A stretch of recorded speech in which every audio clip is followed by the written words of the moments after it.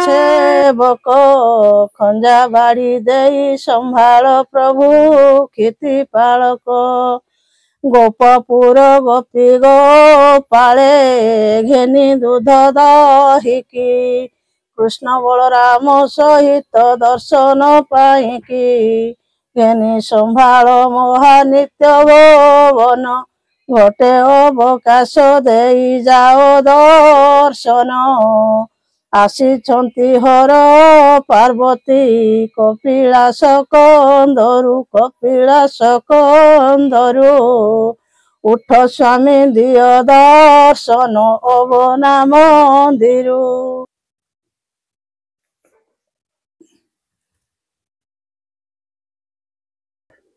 नमस्कार दर्शक बंधु मु आपणकर प्रिय उपस्थापक वेणुधर महापात्र आपन स्वागत करुच्ची मोर ये सत्यनारायण यूट्यूब चैनल आज एक नूतन अध्याय को। दर्शक बंधु आम नूतन वर्षर प्रथम दिन में आपन को कथा कि आम ओडिशार पूरपल्ले थिबा देवादेवी महिमा संपर्क में आपण आगे उपस्थापन करूँ। तो सही महिमार अन्वेषण में आम आमर आज यात्रा आरंभ करी आज आसी पहुँच जाइछु ढेंकानाल जिलार परजंग अंचल कुआड़ू ग्राम। दर्शक बंधु आपण मैंने समस्ते भल जानी जे कुआड़ू एमती एक गाँ जे कि सारा ओडिशा नुहे सारा भारत नुहे सारा विश्व विख्यात। आपण मैंने भल जानी एठे आमर अछंती देवदेव महादेव अष्टसंभ बाबा। तो अष्टसंभ बाबा को समस्त जानती कि पाखरु पाखापाखि 100-150 मीटर भितर आमर आउ जड़े जटिया बा ठाकुर बा जटिया बा मंदिर अच्छी जहाँकि आज पर्यंत लोकलोचन को आसी पारि नाही। तो सही ठाकुर अन्वेषण में आम आम यात्रा आरंभ कर आज पहुंची जाइछु ए निर्दिष्ट जगार।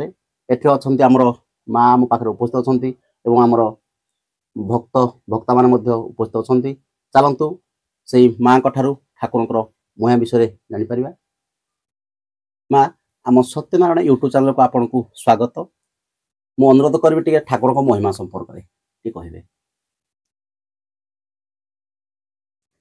बाबांकर महिमा दुखी रंकी कही आसले फेरिबेनी आज्ञा ताकर कृपा तांको मुंडिया मारिकिनी जुआडे जीवो आज्ञा किछि विपद हबनी आज्ञा विपदरु से उद्धार करिवे।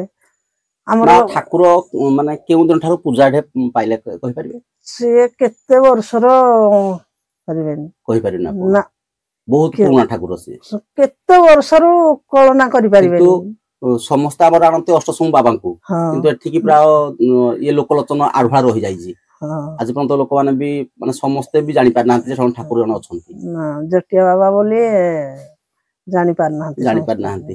अच्छा माठे जो मानसिक धारी आसंती ताको मानसिक पूर्ण हुए। हां एठे हमर वर्ष को को परपाल सो पालन करा हुए। काली उटे फंक्शन हमर अछि राम अभिषेक हुए। हां आज्ञा आ हमर राम नवमी 9 दिन यज्ञ पूर्णाहुति एठे हुए।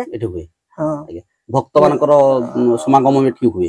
हां आज्ञा तापरे 12 वर्ष गला वर्ष पूर्ण करिजु। आज्ञा ए वर्ष करिया पई पुनी योजना चाली जी काली ताकर अभिषेकडा हबो। आज्ञा क्षमा आपण घर ए कुआळू ग्राम ना बाहर कुडा आपण नाही कुआळू ग्राम रे एठे पूजा आपण सब दिन करंती ना आ के नना पूजा करंती। नाही बाबा अछंती जे बाबा मु आसलिनी 10-15 वर्ष हलानी। आज्ञा तो छाडी नथिले। आज्ञा एई 3 वर्ष हलानी मते जानि छाडिले। आज्ञा मा आपण को नाम कोन। मो नाम सूर्यमणि साहू। सूर्यमणि साहू आपण घर कुआळू ग्राम रे। हां जो तम ना कोन। मो नाम होला पापाली सेठी। तम घर पुन्ना कुआळू। पुना कुआळू। आज्ञा अच्छा तमे एठी कोन पाज आसियो। आज हम आसी जेठी पणा करिया पई एठी अधिक फेमस पणा माने जे कोनसेरा आले भी ठाकुर गोडे चला जटियाबा पणा करछिया। माने ठाकुरंकर गुटे माने सब ठाकुरंकर जिंदी गुटे अलग अलग नीति नियम थाए तो ठाकुरंकर नीति नियम छ बा लोक मान मध्ये प्रसिद्ध जे एठे पणा ही प्रसिद्ध। पणा ही हुए एठी भोजी भी करंती नुआ वर्ष बड़ दिन सांग साथी आसले बेडी भोजी करंती। अच्छा कहि परिबे कोन कोन सब पर्व पालन करा हुए। मो जानिबारे राम नवमी पालन करा जाय 9 दिन धरि पालन करा जाय हम गां जाको भोजी दिया जाय एठी ई जगह रे बाहर लोक भी आसंती मानसिंह जार थाय पूर्ण करंती। अच्छा मा ए ठाकुर हमर तो पाखरे अष्टसम ठाकुर छंती से ओडिसा रा विख्यात हम ठाकुर ओडिसा रा विख्यात हम जटिया ठाकुर।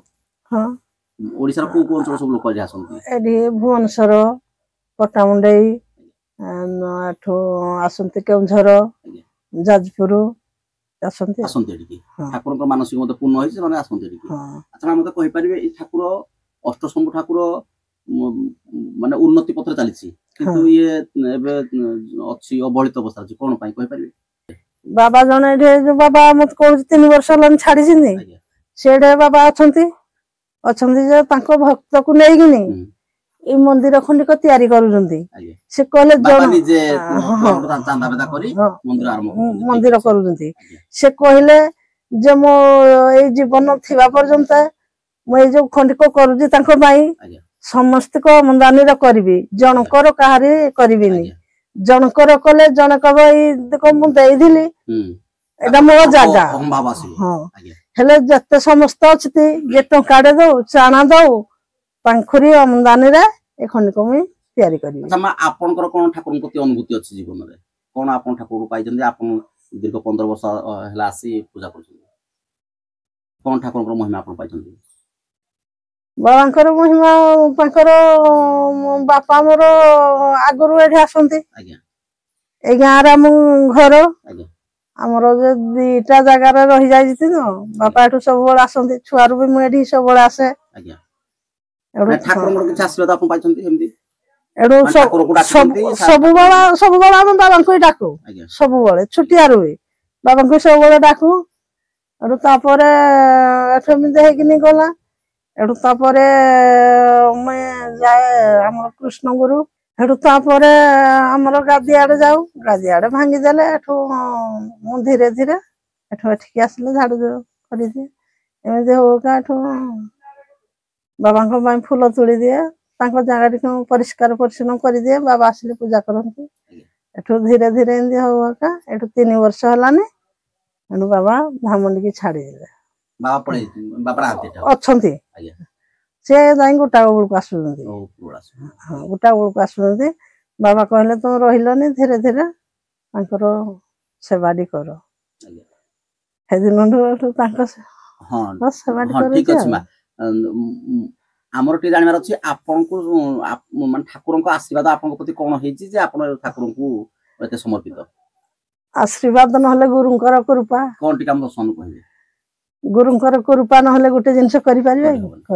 ସେଇ କୃପା ବିଷୟ ଟିକେ ତାଙ୍କ ଦର୍ଶନ କହିବେ ଯାହା ଫଳରେ କି ଆପଣଙ୍କୁ ଅନୁସରଣ କରି ସେଇ ଦର୍ଶକ ମାନେ ମଧ୍ୟ ସେଇ ଭକ୍ତ ମାନେ ମଧ୍ୟ ଠାକୁର ପାଖକୁ ଆସିବେ।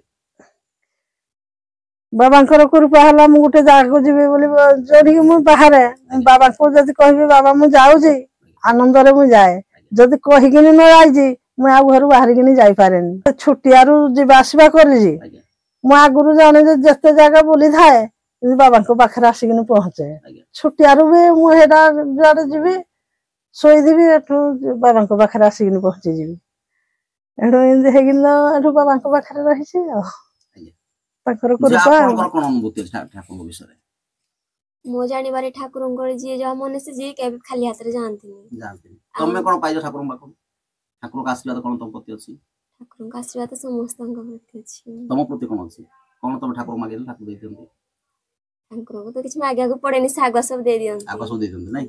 ଦର୍ଶକ ବନ୍ଧୁ ଏଇ ଆମର ଏମିତି ଜଣେ ଠାକୁର ଯିଏକି ଖାଲି ମନରେ ସଂକଳ୍ପ କଲେ ତାଙ୍କର ମାନସିକ ପୂରଣ ହେଇଯାଏ। ଦର୍ଶକମାନଙ୍କୁ ମୋର ବିଶେଷ ଅନୁରୋଧ ଆପଣ ଯେତେବେଳେ ଅଷ୍ଟଶମ୍ଭୁ ମନ୍ଦିର ଆସୁଛନ୍ତି ଅଷ୍ଟଶମ୍ଭୁ ମନ୍ଦିରରୁ ମାତ୍ର 100ରୁ 150 ମିଟର ଭିତରେ ହବ।